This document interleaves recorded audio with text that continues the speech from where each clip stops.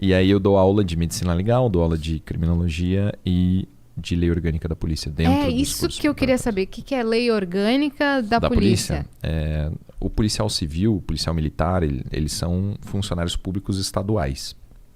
Mas como tem uma série de especificidades da carreira, existe uma lei específica que regulamenta a relação dele com o Estado.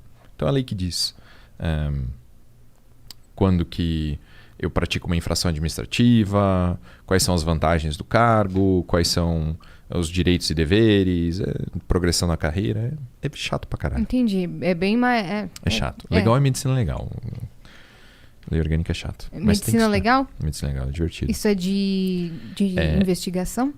Tá dentro da investigação. Eu trabalhei 5 anos no departamento de homicídios, trabalhei com local de crime e... Então, assim, uma pessoa foi morta, você chega lá e você precisa analisar o local e descobrir o que aconteceu, qual foi a arma que foi utilizada, quais são as lesões que aquela pessoa sofreu, né? Então a gente estuda tudo isso dentro de medicina legal. Toxicologia, traumatologia, asfixiologia, sexologia, tudo dentro da medicina legal. Entendi. É um misto de investigação com medicina, com direito. Ô, louco. Então, dá um exemplo. Por exemplo, rolou um crime, sei lá. Vou te dar vou dar um caso. Me dá um caso. Um caso legal.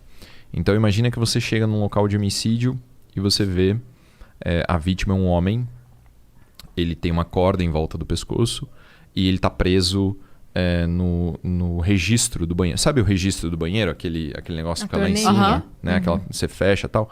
Então, aquilo normalmente é uma estrutura bem forte, às vezes as pessoas usam para se matar. Coloca lá a cordinha e tal e ele está lá naquela posição. Aí você chega lá e você começa a ler o corpo. Né, entender quais são os sinais que estão, né, os sinais característicos de asfixia e tal, e você percebe que não está batendo muito certo. Porque, por exemplo, os livores cadavéricos, né, hoje, você, a Cris, a gente tem mais ou menos 6 litros de sangue circulando no corpo. Tá? E tem uma bomba, que é o coração, que está bombando esse sangue. Quando a gente morre, o coração para de bater. Então o sangue ele funciona, né, ele vai parar de circular por força da bomba, ele vai se depositar. Quando ele se deposita, ele forma essas manchas. E essas manchas têm uma relação com a forma como o corpo está. Então, a gente chega no local e a gente vê que as manchas, né, as hipóstases, não são compatíveis com a posição do cadáver. E aí você começa a entender, bom, então esse cara aqui, na verdade, ele estava caído no chão, né? Alguém pegou ele, pendurou e falou que foi um suicídio. Exato. Só pela mancha do corpo.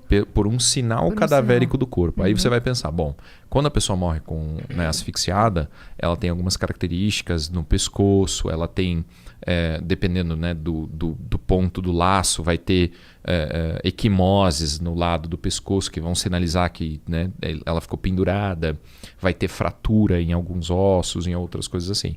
Então você lê o corpo com o objetivo de descobrir se aquilo que está aparente é verdade. Né? Por exemplo, aquele caso da menina da Nardoni, né? Que, se eu não me engano, os pais alegaram que ela caiu da janela, né? E como que dá para descobrir se ela caiu ou foi empurrada, se Então, isso é um a pouco queda mais é muito difícil. parecida? É um pouco mais difícil de você ler o corpo e saber essa dinâmica. Mas eu não lembro se vocês lembram do caso da menina Sofia? A Sofia é uma menina de 4 anos que morreu asfixiada. O pai disse que ela tinha morrido com uma sacola na cabeça. Eu trabalhei na investigação desse caso, né? E quando eu cheguei, né, o que o pai falou? Ele falou que ele entrou no banho e que a menina tinha asfixiado, né, com uma sacola plástica. Acontece, existe. Isso é um acidente, né? Aqui a gente da não criança tem nenhuma, brincar, né? a gente não tem nenhuma sacola plástica na mão, mas a sacola do supermercado ela é muito fininha e ela forma uma válvula na boca da criança, né? Quando ela expira, o ar sai e quando ela inspira, faz um decréscimo de pressão e o saco plástico vem em direção à boca e faz essa válvula e impede a respiração. Quando a gente chegou, eu cheguei no local de homicídio, né? O crime tinha, né? O fato tinha acabado de acontecer.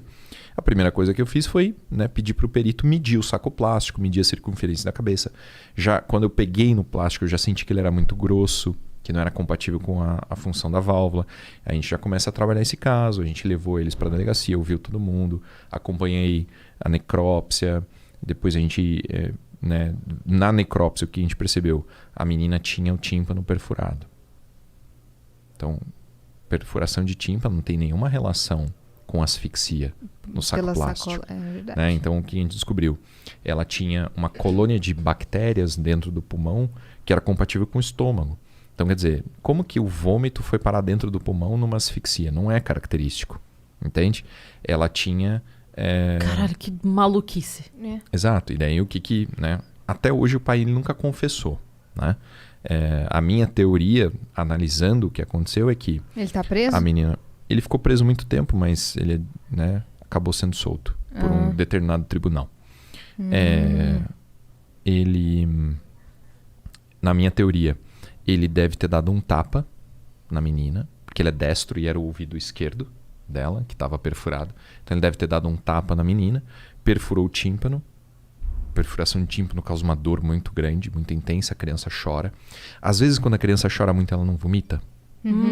Né? Ela, então, chorou, vomitou, ele deve ter tentado tampar a boca dela, por causa do choro, a intensidade e tal, no desespero. Ela acabou aspirando vômito, acabou sufocando, morreu asfixiada. Né? Aí ele deu um banho na menina, ele lavou ela, ele estancou o sangramento do ouvido com um pedaço de papel higiênico e colocou o saco plástico na cabeça e forjou essa história. Então a importância da medicina legal é essa, é analisar a narrativa, analisar a vida real e ver se as coisas batem. Se não bater, algo está errado.